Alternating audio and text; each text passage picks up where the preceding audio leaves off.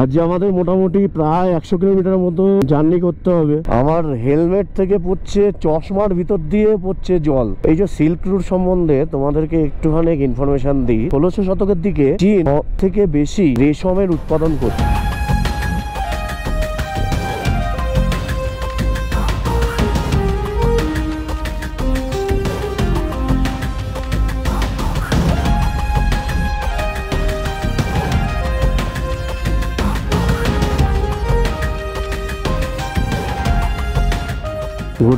Good morning everyone, welcome to Dreamland journey. আমরা এই হোমস্টেতে ছিলাম কালকে, রুমটা তোমাদেরকে দেখিয়েছি কালকে। আর আশা করি সবাই ভালোই আছো। এখানে প্রচন্ড ঠান্ডা, 1 ডিগ্রি টেম্পারেচার ছিল সকালে। তো আমরা এখান থেকে বেরিয়ে পড়লাম। চলো রোডে উঠি।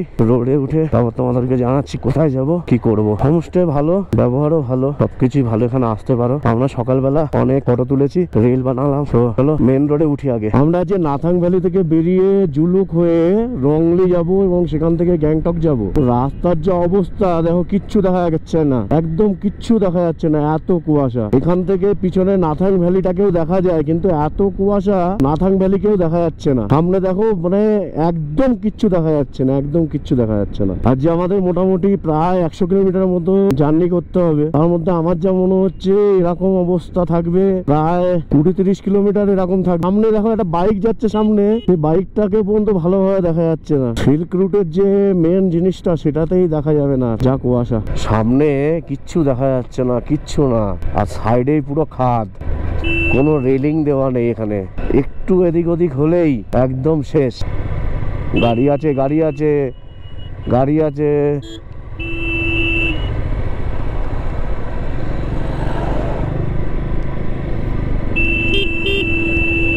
গাড়ি আছে, আস্তে আস্তে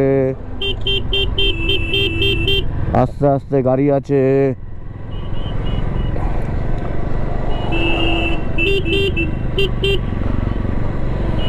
আমি আর মাসুদ ইন্টারকমে কানেক্ট আছি।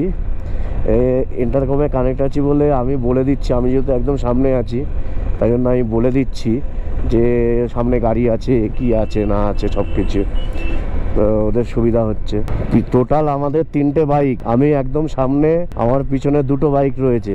আর তার পিছনে আরো 3-4টে বাইক আছে, ওরা অন্য গ্রুপ, কিন্তু ওরা সব এক লাইনে আমরা যাচ্ছি। এতটা কুয়াশা, কিচ্ছু দেখা যাচ্ছে না, যে কারণে পুরো আমরা এক লাইনে যাচ্ছি। আমি তো ফগ ল্যাম্প সব জ্বালিয়ে দিয়েছি। ম্যাপে দেখো আমরা জিগজ্যাগ রোড দিয়েই যাচ্ছি, কিন্তু এতটা পরিমাণে কুয়াশা হয়ে রয়েছে যে কি আছে না আছে কিচ্ছু দেখা যাচ্ছে না, কিচ্ছু দেখা যাচ্ছে না। এত পরিমাণে মেঘ বলো বা কুয়াশা বলো, যাই বলো না কেন, এত পরিমাণে রয়েছে, কিচ্ছু দেখা যাচ্ছে না। আমার হেলমেট থেকে পড়ছে, চশমার ভিতর দিয়ে পড়ছে জল।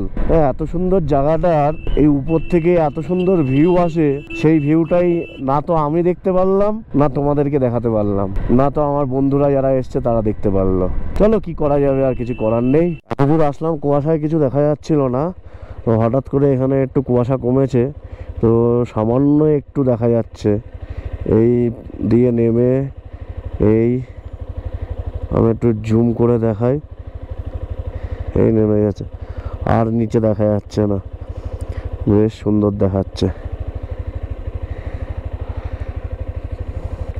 তো চলো আবার সামনের দিকে এগিয়ে যাই। এই যে সিল্ক রুট সম্বন্ধে তোমাদেরকে একটুখানি ইনফরমেশন দিই। 1600 শতকের দিকে চীন থেকে বেশি রেশমের উৎপাদন করত এবং সেই রেশমটা পশ্চিমের যে দেশগুলো আছে এই সমস্ত দেশে সাপ্লাই। তো তারা এই সমস্ত দেশে সাপ্লাই করার জন্য, ট্রেড করার জন্য একটা রাস্তা তৈরি করে, এবং যেহেতু সেই রাস্তা দিয়ে বেশি রেশমের ট্রেড করা হতো, সেই কারণের জন্য সেই রাস্তাটাকে সিল্ক রুট বলা হতো। পরবর্তী সময় যখন ভারতে ইংরেজরা আসে, তো ইংরেজরাও ভারতবর্ষে রেশম চাষ এবং তার সাথে সাথে আরো অনেক মশলা পাতি চাষ করা শুরু করে, এবং সেইগুলো তারা ইউরোপে নিয়ে যেত। ইউরোপে নিয়ে যাওয়ার জন্য তারা একটা ভালো রুট খোঁজার চেষ্টা করে, এবং তখন তারা দেখে চীনের এই যে সিল্ক রুট, এই রুটটা দিয়ে কিন্তু খুব ভালোভাবে এই সমস্ত জিনিসগুলো ট্রেড করতে পারবে। তো তখন তারা সিকিমের উপর থেকে নাথুলা পাস হয়ে সোজা চীনের যে সিল্ক রুট আছে, সেই সিল্ক রুটে কানেক্ট করে একটি রাস্তা তৈরি করে, তো সেটাকেই বলা হচ্ছে সিল্ক রুট। এবার যেহেতু রেশম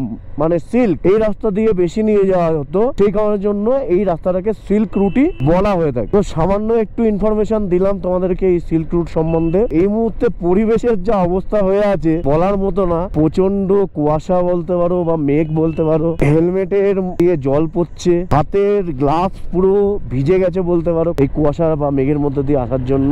অসাধারণ অসাধারণ এক্সপিরিয়েন্স করছি এই সময় রাইড করার। অন্য সময় আসলে হয়তো ক্লিয়ার ওয়েদার থাকতো, ক্লিয়ার ওয়েদার থাকলে কিন্তু সিল্ক রুট আরো ভালোভাবে দেখা যেত উপর থেকে। সিল্ক রুটের এই যে জিগজাগ রুটটা, এটা উপর থেকে খুব ভালোভাবে দেখা যেত যদি ক্লিয়ার ওয়েদার থাকতো, কিন্তু ক্লিয়ার ওয়েদার নেই, আমাদের কপাল খারাপ। সেই কারণের জন্য আমরা উপর থেকে জিগজাগ রোডটা দেখতে পারিনি। আবার পরবর্তী সময় আসবো কোনো একবার এই জিগজাগ রোডটাকে ভালোভাবে দেখার জন্য। কি মাসুদ, তাই তো? একদম, মাসুদও বলে দিল অবশ্যই আসবে। মাসুদ, রাস্তাটা কিন্তু সুন্দরী, কিন্তু এই রাস্তার ধারে এই যে রেলিং করা নেই, এটা কিন্তু খতরনাক। বাই চান্স কোনোভাবে যদি মিস্টেক হয়, খুব সেফটি নিয়ে চালাতে হচ্ছে গাড়ি। এতক্ষণ পরে দেখো প্রকৃতির একটু রূপ ভালোভাবে দেখতে পাচ্ছি। এতক্ষণ শুধু মেঘ আর কুয়াশায় দেখে যাচ্ছিলাম। পাহাড়টা দেখো, এইটা পুরো সব ল্যান্ডস্লাইড জোন কিন্তু, হ্যাঁ, যে কোনো মুহূর্তে ভেঙে পড়তে পারে উপর থেকে। জুলুক আর 3 কিলোমিটার। মাসুদ, জুলুকে একটু দাঁড়াবো বুঝলি? হ্যাঁ, একটু চা ফা খাবো, হাত ফাত জমে গেছে পুরো। জুলুকে দাঁড়িয়ে একটু চা বিস্কুট টিস্কুট খেয়ে নেবো, আর খিদেও পেয়েছে, যদি মোমো পাওয়া যায় মোমো খাবো। পুরো ল্যান্ডস্লাইড জোন। হ্যাঁ দেখ, সব ঝুলছে, দেখ এই পাথরগুলো ঝুলছে কিভাবে দেখেছিস? পড়লেই শেষ একদম।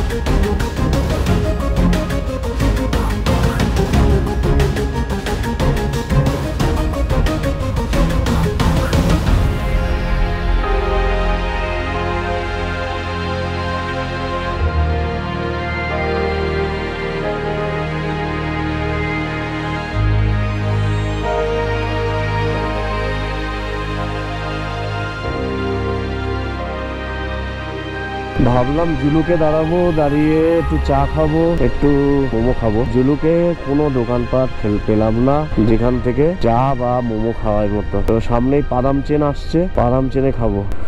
দেখি এখানে চা আছে নাকি। চাय मिलेगा?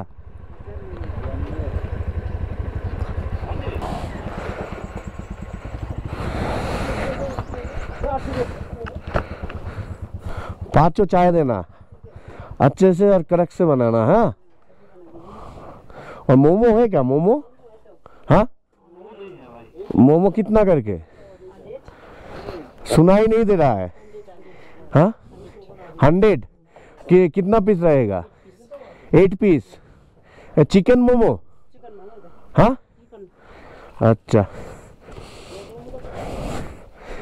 पहले आप 5 चाय दीजिए। হ্যাঁ মোমো বলছে 100 টাকা প্লেট আর 8 পিস করে থাকবে। চিকেন চিকেন খাবি? হ্যাঁ ভেজ নেই, জিজ্ঞাসা করছি। বাদাম চেনে আমরা এখানে একটু দাঁড়িয়েছি চা খাওয়ার জন্য।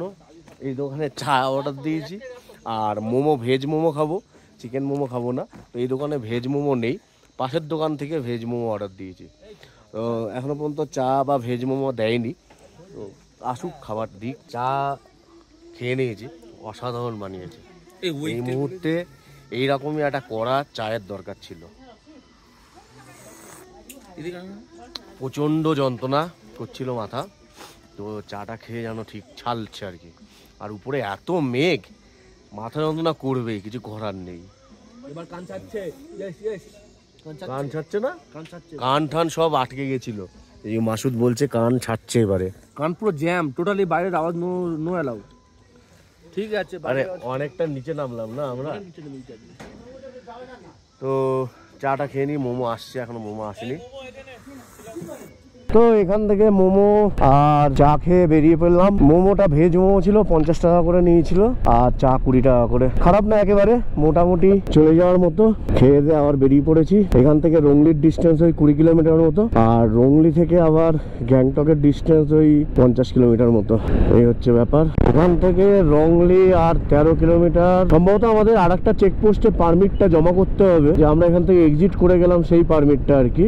এটা সম্ভবত সামনেই ওই রংলির আগে কোনো জায়গাতে হয়তো চেকপোস্টটা আছে, এখনো পর্যন্ত জানি না যে কোন জায়গাটা, কিন্তু যতদূর সম্ভব রংলির আগে কোথাও একটা চেকপোস্ট আছে যেখানটাতে আমাদের পারমিটটাকে জমা করতে হবে যে আমরা সিল্ক রুট থেকে এক্সিট করে গেলাম। এই কার্বি রোডের একটু মজা নাও গানের সাথে সাথে তোমরা।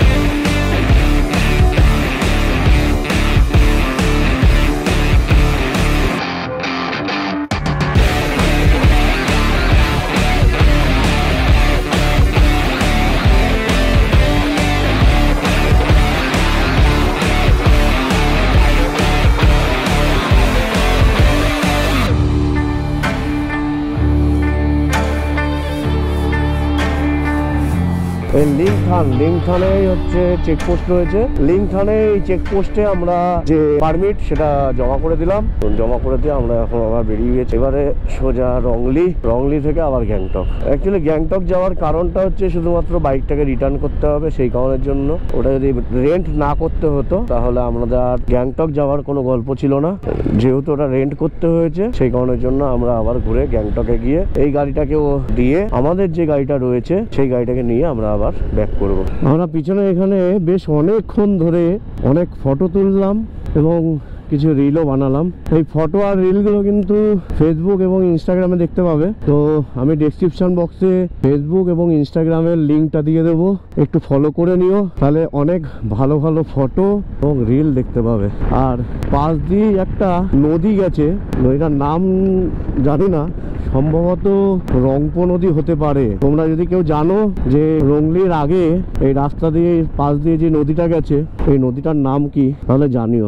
রংলি থেকে গ্যাংটকে যাওয়ার যে রাস্তা, সেটা তো ফুল অফ রোড। আর এইদিকে ওয়েদার এখনো পর্যন্ত ঠিক আছে, সকালের মতো ওয়েদার নেই, কিন্তু অফ রোড। এই অফ রোডের মধ্যেই গাড়ি চালাচ্ছি।